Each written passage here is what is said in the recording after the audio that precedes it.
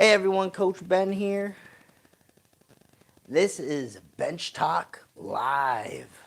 All right, thanks for everyone tuning in. We're currently live on Instagram and YouTube for this edition of our Tuesday podcast where we just kind of shoot the shit, answer some questions, shoot the shit.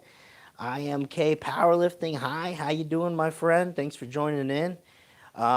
Let's get some more joining in the YouTube here. So I'm just answering questions today, very simply, and just shooting the shit, doing our live deal on Tuesdays. So it's all about. And then Thursday we have a more centered topic discussion. It's a shorter podcast. I think the average has been about 15 or so minutes, 15 to 20 minutes. So yeah, you get your more targeted education on Thursday, and then we attack Q&A and whatnot on Tuesday and shoot the shit. So thanks everyone joining in, answering questions here. If you posted a question the other day to our Instagram stories, then I have those written down here. I'm going to go through those. How's everyone doing though? I mean, we've been stuck inside for quite a while. I mean, I'm not necessarily stuck inside, but it's been a long March, end of March. So far it's been a long April. I'm really looking forward to some kind of sport begin. I read this article the other day. Now, I don't know how true it is, but I think Dana White's kind of a crazy dude. So it probably is very true that he secured a private island. That was the article said. He's like 1 or 2 days away from securing a private island so that he is able to still host UFC events. So I don't know if that's going to come to fruition or not, but hey, I need some kind of sport. So whatever I can get, I got to round up local neighborhood kids to play wiffle ball so that we got some kind of sports. We got some questions rolling in. I am K Powerlifting. How to bench at home when you don't have a bench? Well, you ain't going to be doing much benching then, my friend, unfortunately. If you don't have a bench, you could set up like a table or anything that's cut like a bench, some kind of chest. You do what you can.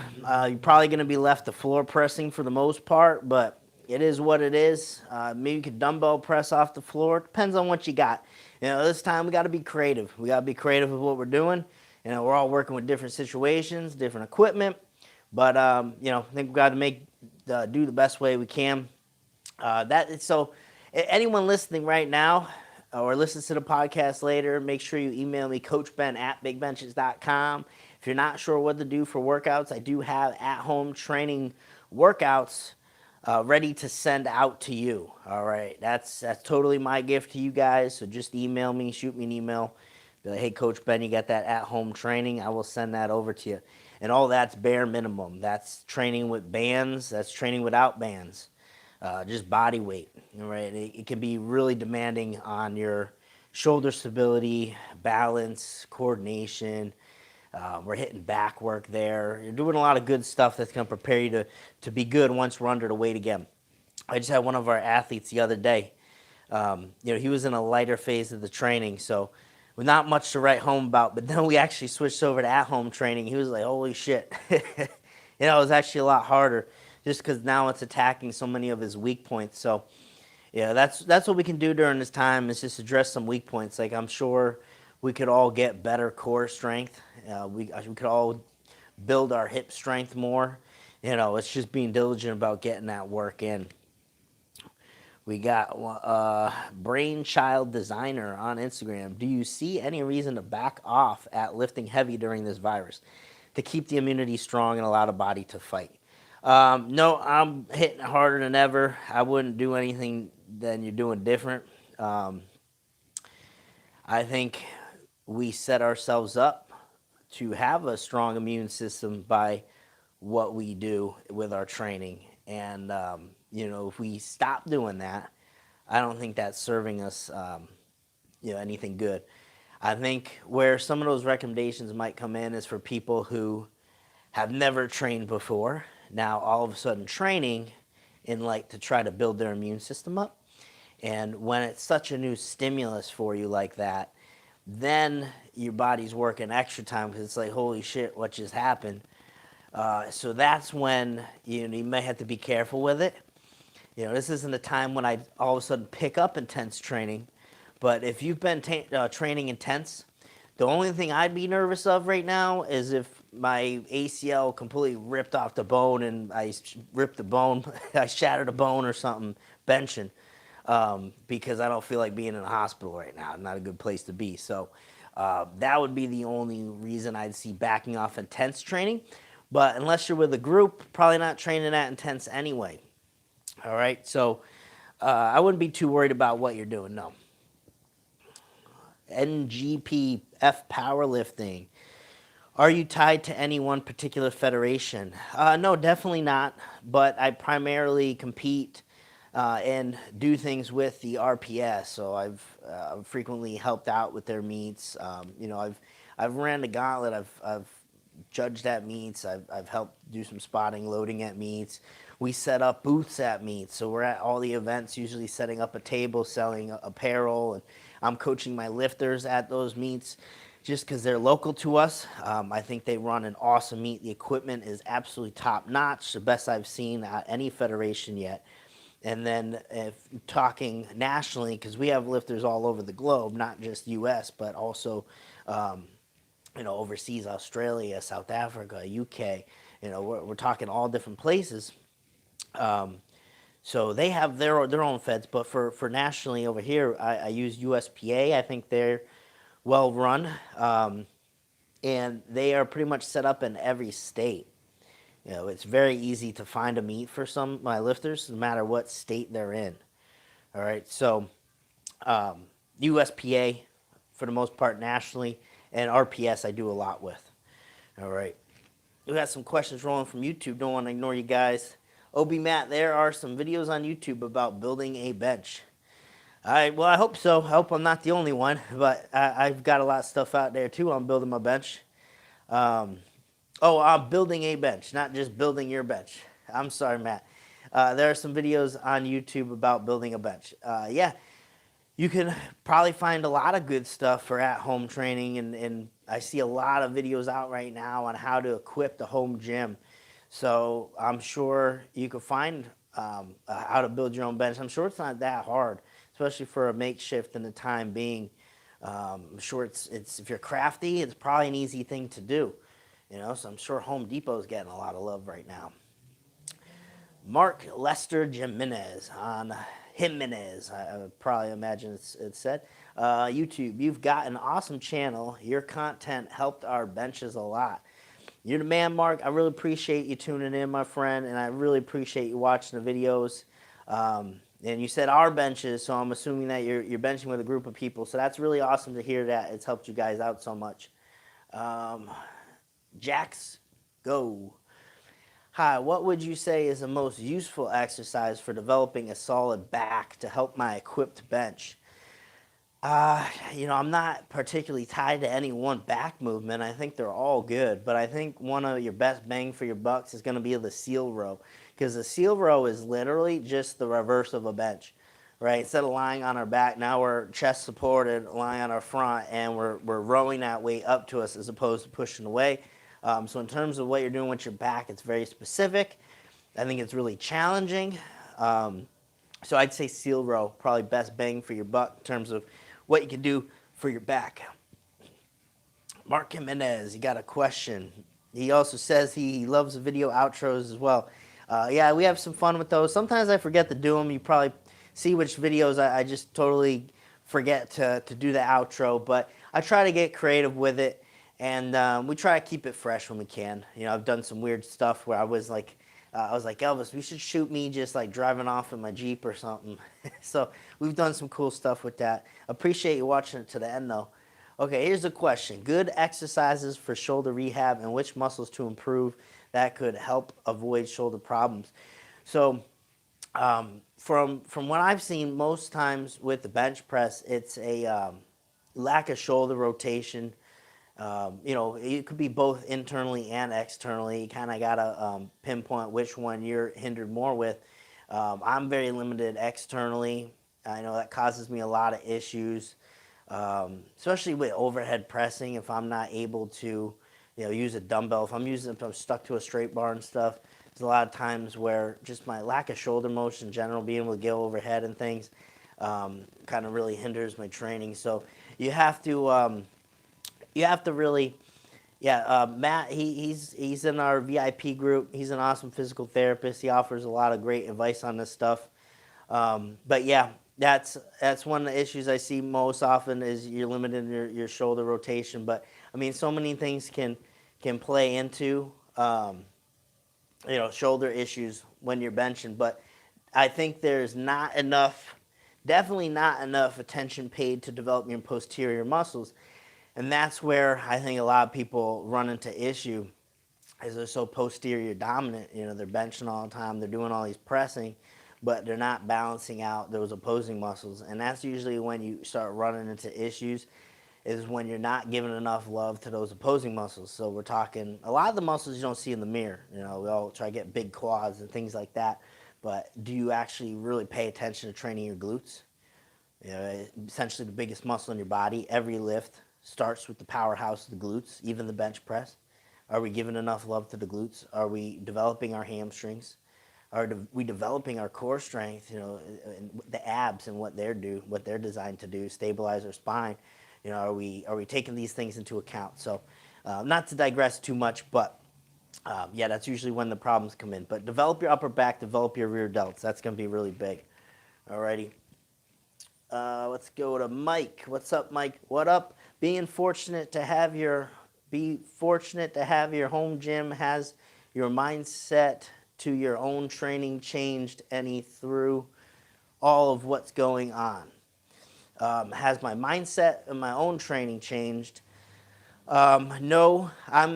So in terms of if I'm backing off due to what's going on now, no, because I can't really go heavy right now anyway.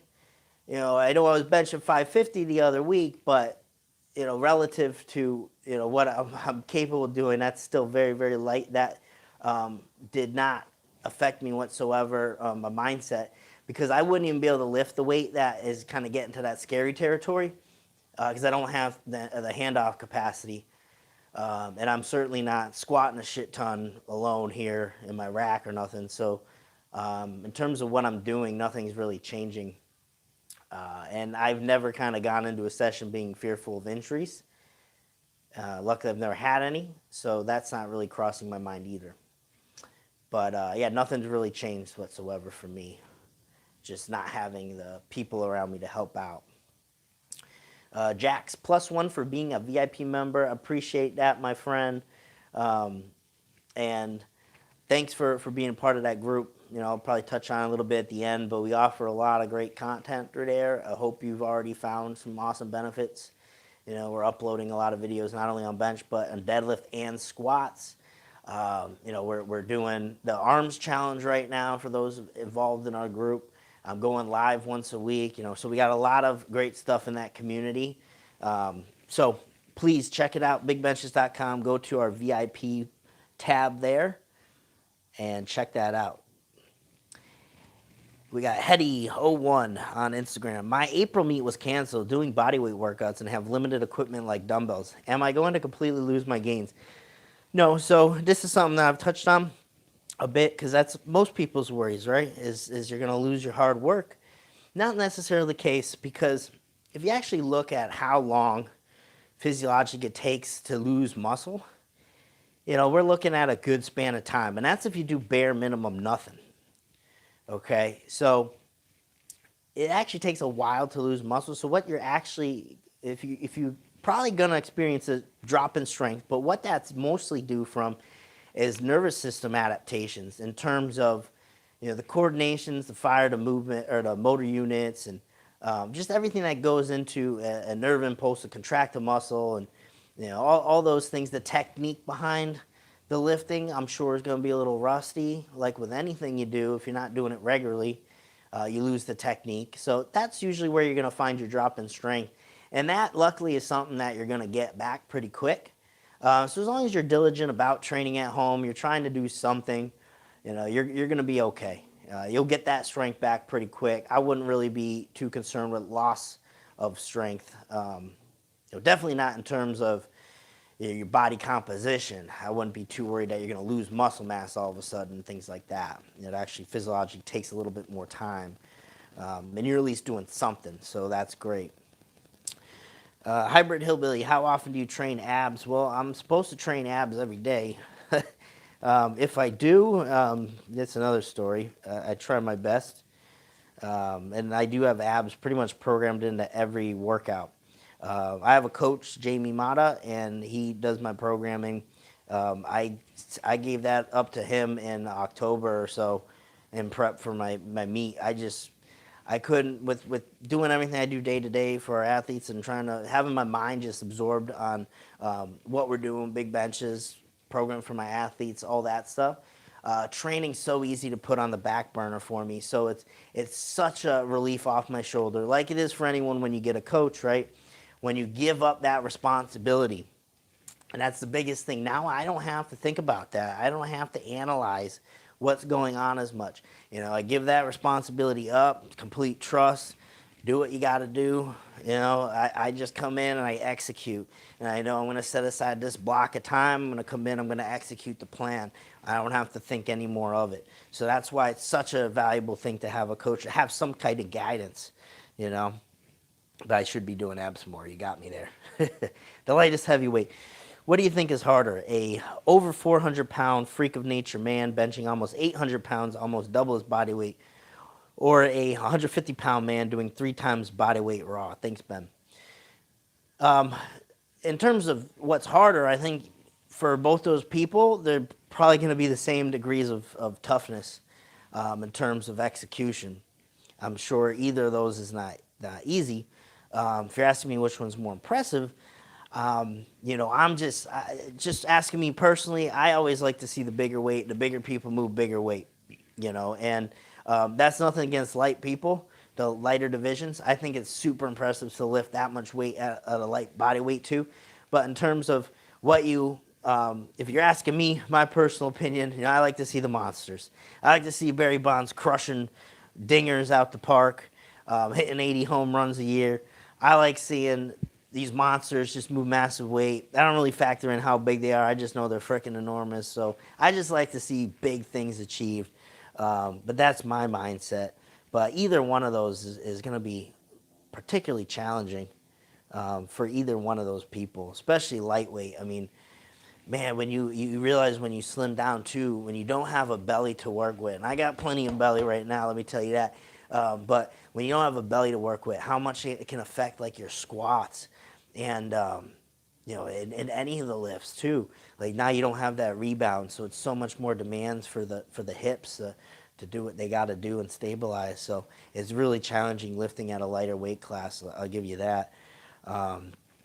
Brainchild Designer, thanks Ben. I'm about 2 weeks out and have been questioning this. Truth about the injuries. Yeah, I hope that meat is. I imagine it's going to get moved, but I hope find a solution pretty soon. I know everyone's meat's kind of up in the air. Mark says, I've noticed that high intensity work, RP 8 to 9, works quite well to bench press. Why is it so? Is it true for you as well? Yeah, so that's something that I've really kind of gravitated more towards, say, past 6 months or so, is just getting more high intense work in. So I love the periods where you can kind of just focus on volume and sub-max work and things like that. But what I was finding that there's still such a gap. Once you start returning to high intensity work, if you don't do it on a frequent level, in terms, even if it's partial range, if you don't work with high intense weights, you lose that ability that comes with it. So that's something that I've been keeping in programming much more often, is high intensity work. And it might, so like right now, what I'm doing is on the back end of the workout. So after we already hit volume, do what we have to do there, now we're doing comp benching. And while the intensity is not really high, it's probably in that 80% range, but you accumulated so much fatigue throughout the workout that it's actually very particularly challenging. So it essentially works as high intense effort. But yeah, I want to keep that in more often for sure. So that works very well. What's your favorite bench variations for your raw competition bench press and why? So something that helped me tremendously get my raw strength up. I'm huge on long pause work. I think long pause work is great. Someone like myself, where I have very little range of motion, I have a big arch. I get a lot out of developing my feet up bench because I'm not able to arch as much. I'm going through a larger range of motion. Helps me tremendously. So that could either be I could continue to arch and comp bench, but I use a Duffalo bar or curved bar, or I do feet up work. So it's either or. But the feet up stuff takes away that stability I can create with my lower body too. And then it's so much more demanding on my upper body. So if I can tolerate that, I will certainly do that. And then double dead press. That was something that I threw in my last raw cycle. So that's doing a dead press about not even an inch off the pins. Boom, dead press off the pins. Hold, boom, finish. That's very tough. That's on our YouTube. Jerry Cool. I used a bench shirt for the first time, and to my surprise, I was able to get a touch. 365 raw max. Did 455 shirt. Fits good. Bruised up good. Is it okay that I was able to get a touch? Um, so you were able to touch essentially with like 90 more pounds than your raw max. It's all relative. If it's your first time working with a shirt, I'd say that's a good place to be. You're not going to want to be at the tightest shirt possible the first time you're in a shirt. Trust me. It's developing that cognitive sense of what you have to do to break in a shirt and to work with a tight shirt. It's just not something that's just going to be there. It certainly wasn't for me as well. And you kind of have to earn your right to get to a tighter shirt as you progress in your training. All right. So like now, I've been doing it for a while, and I've taken a 52 SDP, which, man, I think my shoulder should come to like 56 or something. So I'm going like -4, and they recommend to go up 4. But I'm breaking that bad boy in for my next meet. Because I need something that tight. I need something that tight because you learn that these things start to stretch. So there's just, you learn the shirts more as you go on. You get more advanced with it. But right now, I think you're in a good spot. First time in a shirt. You want to be able to touch something that's not too dramatically above your raw max, because with that, it comes so much precision with technique and stuff. And then especially to be able to work with that overload of weight takes some time to develop. So I think you're in a great spot, my friend. So keep that up. Yeah, I think you're in a great spot. Brainchild designer, do you have a day job? Well, that's what I'm doing right now, my friend. What line of work? If you are strictly an athlete now, what did you do prior to this line of work? That's a great question. So I predominantly past 3 years or so, I've just been coaching. Used to coach at Gaglione Strength down the road. Interned there back in the day, and that was 2014, 2013, something like that. And I've been there probably for 5 years. Recently, just kind of broke off, and I'm just predominantly focusing on this, just because travel arrangements and everything. Our team growing, I need to spend more time, focusing on this business. So this is my main thing, is focusing on what I'm doing for our athletes, online coaching, setting up at events, traveling to events, in terms of bench clinics I'm doing, things like that. Scroll down here. Prior to that, though, to answer your question too, prior to that, I've done a host of different things. I remember moving out to Long Island for the first time, New York. I'm from Massachusetts originally, and I had 3 different jobs going. I was delivering at a chicken place. It was a fried chicken place. I was delivering chicken. That was freaking all day. Good times, though. Good times, especially during sports season. I know Mets fans were nuts when 2015 came around. They were pushing the World Series there.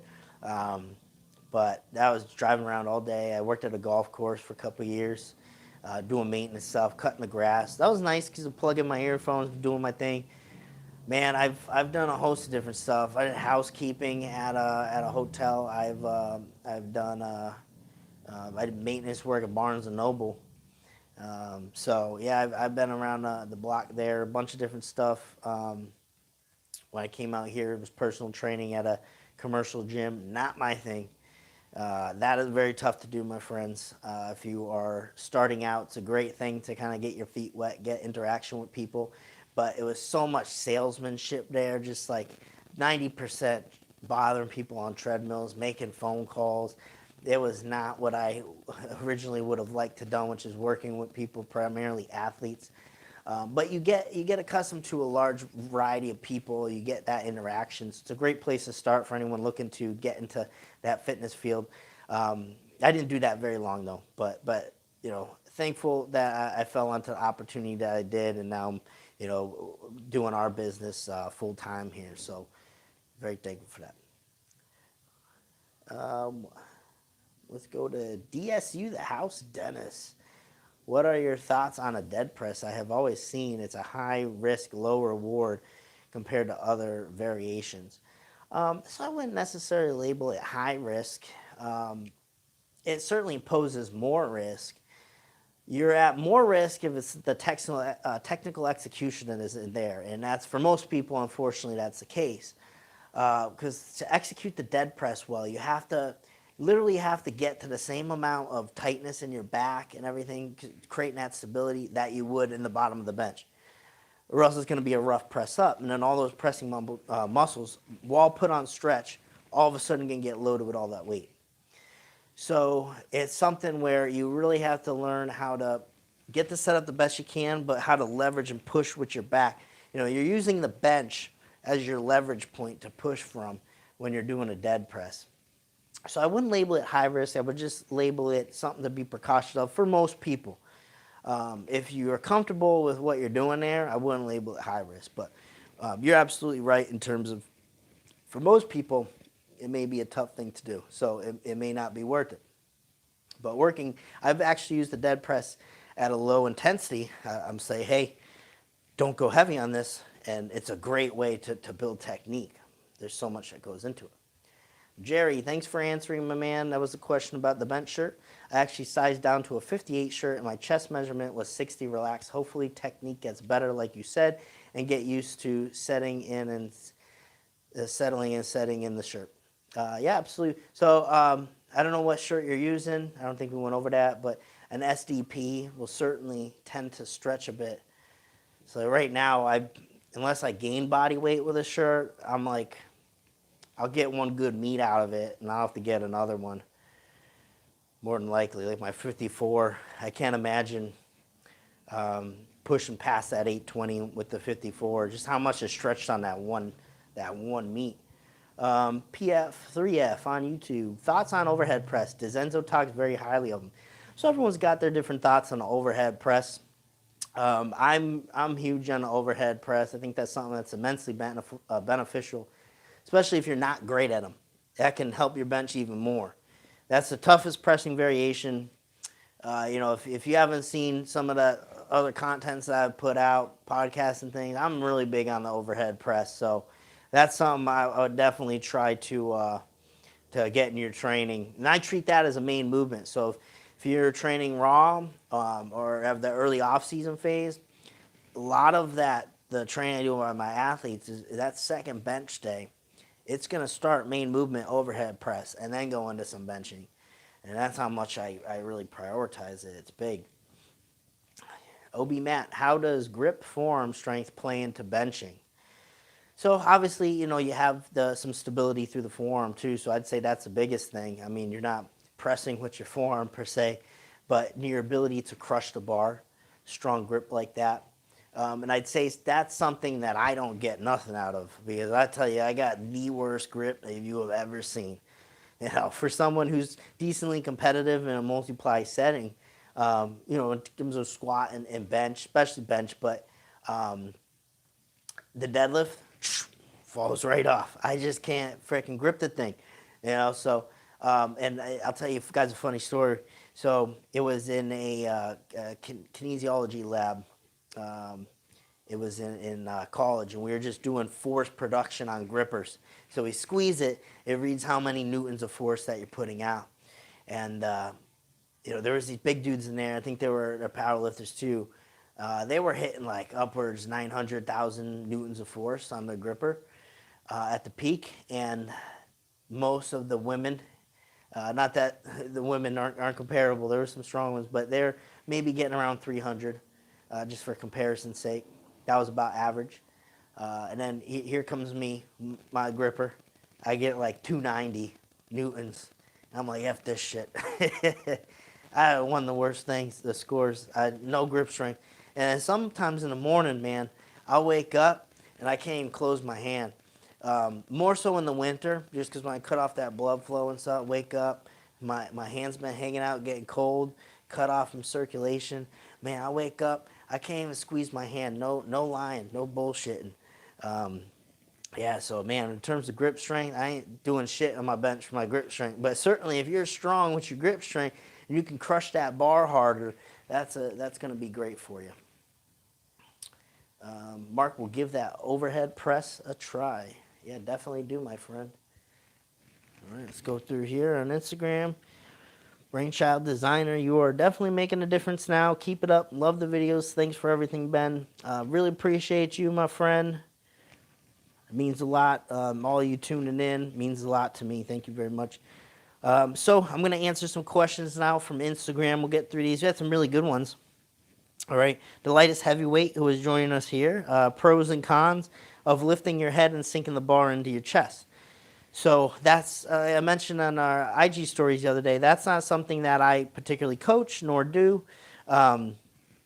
If there's any benefit to, if there's any pros to doing the whole sink and heave type thing, you're generating a lot of momentum off your sticking point, usually the toughest point, right? Getting down here on the chest level.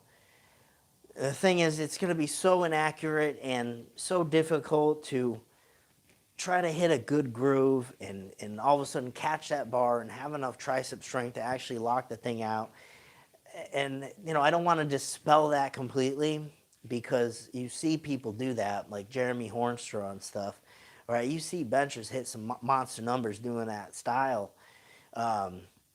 But I'd say just the inaccuracy of it, just like you'd have to be so precise with stuff. It's just not something I coach. I coach very much closer to how you might have seen some of the other former world record holders bench, like Kirill, like Eric Spoto. I thought their bench technique's phenomenal. So that's more like how I coach the bench. But, that goes across the board. You're going to see lifters do all kinds of crazy stuff. Does that mean it's necessarily right? No. Does it mean it's wrong? Not really. You just have to know for yourself how you work best as a lifter, I'd say at the end of the day. Okay? There's some fundamental things that you want to have in place, but an awareness of those. But at the end of the day, don't always do as you see. You know what I mean? But hopefully that answers it. The cons, of course, just very inaccurate in terms of where that bar is headed. Having to have enormous amount of strength built up in your triceps, even try to catch that weight and finish it, and to stabilize. At Entrepolite, do you collect anything? So I answered this the other day. I don't necessarily collect anything per se, like you might think. I have a ticket stub collection that I've always had, just different events I've been to. I kind of gotten away from that over the years just because the box filled up. I didn't know where to put them. But I do collect all the cards that I'm given. So whether it's birthday cards, I have cards dating way back. And so my grandpa passed away about 3-4 years ago or so. And I have some really cool cards because he would always hand draw, because he was an artist. He would always hand draw pictures and things on the cards. So every birthday and stuff I get, he'd draw me a whole new picture. Like back in middle school when I was playing football, he drew me, with a stiff arm playing football with our colors on and everything. So I have all that, and I'm thankful that I've kept all those cards from back in the day. So if I wanted, I could go through and look at, thank you cards and birthday cards and just really cool memories. So I'm really thankful I have that collection. The card collection I think is really awesome. All right. Latest heavyweight, thinks I concur. Just wanted your opinion. Yeah, so absolutely, I don't think there's many benefits to it. The hybrid hillbilly, do you do any upper body plyometrics? So this is a great one. You don't think of this too often. Not so much in my training other than speed work per se, if you want to call that a plyo. But I think that's huge for warm-ups. I think for terms of activation before you go to the bench, doing something real explosive like that is awesome. In terms of like clapping push-ups and stuff, I'd say you got to make sure that you can do that effectively, because then there's a landing component to it. If you're a big dude, all of a sudden you're hitting that sheer force. I think that does a little more damage than good sometimes.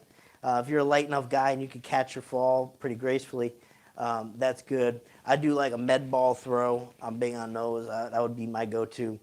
And then just putting like a band around my back and doing these explosive pushes. I think those are all great. Any way to kind of get that nervous system primed up. At Matteo Daminelli. That's an awesome name, I gotta say. I don't know what that is, but that sounds pretty badass. Matteo Daminelli. Any isometric exercises for the bench? So I assume there's isometric exercises, but do I do them? Do I program? So yeah, I think they're very valuable. How I put them into our programming is usually right off the bat. So the great thing about an isometric movement is that you're going to build up more strength in that specific range of motion than you would even like a max effort work, because you're spending more time there. It's easier to recover from because you're only in that specific range of motion. So especially if you have a sticking point, you can't really see it, but I got the rack here, I got the pins here set up. I would push the bar into the pins. So hopefully the rack ain't moving, hopefully you ain't lifting the rack, but you're pushing into an immovable object, and you are holding that for about 6 seconds. All right, and this is something that I took away from Josh Bryant, who is a fantastic coach in his own right and coaches a lot of those big bench pressers. Julius Maddox there, he's coaching him. So I've taken a lot of what he puts out there as well, and the ISO was one of them. ISOs are great. At Love Mali, RPE versus percentage. Choose one. This is a interesting one. So obviously, if I had to, I would pick both. I think both have excellent applications. It really just depends on the scenario and the person. But if you're making me choose one, I would pick RPE 10 times out of 10, because an RPE is not just a set in stone subjective number. An RPE is a moving target. That's the difference there. If I could choose one, I would always work off RPE, always. Because if you have a bad day, you can modify. If you're on percentages, you're always chasing a number. And always chasing a number can get you into a lot of trouble. And I think that comes with it a lot of frustration when you don't hit those numbers. And that can mentally destroy you too. So learning how to be a good RPE-based lifter is huge. And that's something I know most of our athletes that try RPE hate it, don't like it because it's not a subjective number. But a lot of times what I want them to get out of it is just to be more aware of their own training and what intensities they're working at, because that's such a huge thing. It's such a huge trait to have as a good lifter that you need. It's just an intangible you need to have. So RPE 10 times out of 10 I would work with. When I would switch over to more percentage based, that's when you're peaking for a meet. You have more specific numbers you need to be hitting. So we can make the case all day. When you're earlier in the training cycle, right? I can say it's okay you missed this. We're accumulating so much fatigue right now. This is going on. We have to cut this down. Whatever the case may be, it's a bad day. Not a big deal. No, it really isn't. Not a big deal.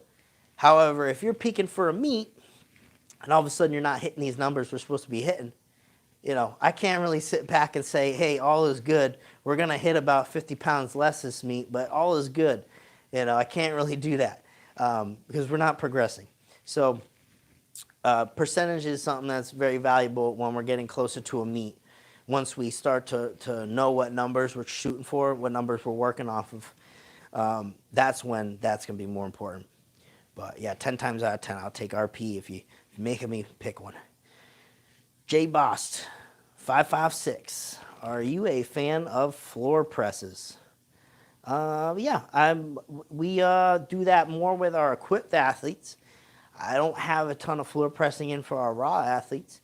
But yeah, I'm definitely a fan as an equipped lifter myself. And for those I coach that train in bench shirts and whatnot. I think floor presses are very valuable. My favorite variation of a floor press, I like to do an axle bar or a really fat bar, so you can't get a regular grip. You just kind of got that big old false grip. And I like to throw chains or something on it, some kind of accommodating resistance. I like the chains on the floor press. Just one of those variations I typically like. All right, we got any more questions? I am out of Instagram questions here from the other day, so I'm just taking any live questions. We got any more that come in? We got some on YouTube. PF3F, thanks for the response. Did you ever think you would bench 800? What's the overall goal? I know 900 is next, but 950?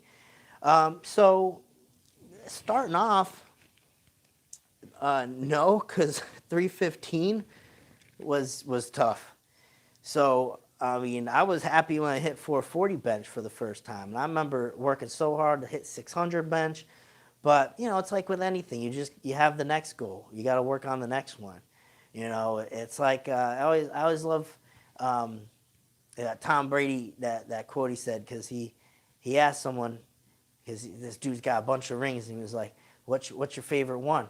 And he's like, the next one. So in thinking how that applies to lifting, 600 was nice, but what's next after that? 700. That's what I'm going for now. 800 comes by. Now I'm shooting 9. My goal right now going forward is 870, because that would be a top 10 all-time bench at 242. So I'm trying to actually come down a weight class. I don't have to cut a huge amount, but I'll have to come down a little bit, and I have to add about 50 pounds from what I did last year. That would put me top 10 all time at 242 class. So that's the next goal. And then obviously after that, haven't really put that out there much, but I want to make a run at some kind of big weight, and seeing if that 870 goes really good, how to plan at that body weight, maybe take a shot at the world record within a year or two, if I could get to that point and stay healthy, which would be Jimmy Cobb's 950. And he just went up and he just busted the world record there at 275. Phenomenal bencher. And he 1035.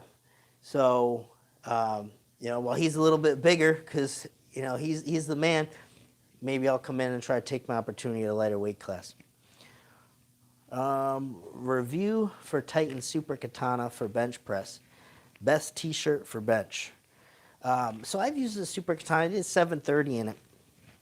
And, I didn't really work too much with it, but it held up pretty good. I didn't notice it stretched too much set to set. The SDP I used, I noticed a good amount of stretching set to set at the higher weight, getting a touch. So I would say the Super Katana holds its form a little bit better than, while it does stretch, it holds a little bit better than the SDP. So I think if you're looking for a more longer term bench shirt, like you don't want to keep buying bench shirts, then probably Super Katana you're going to want. Tiny Stone Giant, preferred bench grip placement. Go on YouTube, search grip for bench press. This is a good video, really details that. This is hard for me to explain here because I can't really show you that well. In terms of what I'm grabbing on the bench. So I do a thing where it's like the combo of false grip and regular grip. I don't squeeze around with my thumb. I leave my thumb hanging as a anchor point to torque into, but I kind of have that false grip. I'm only squeezing with these 4 fingers. So that allows me to really tune into my lats a little bit better without that extra activation through the forearm and the arms of squeezing down that thumb.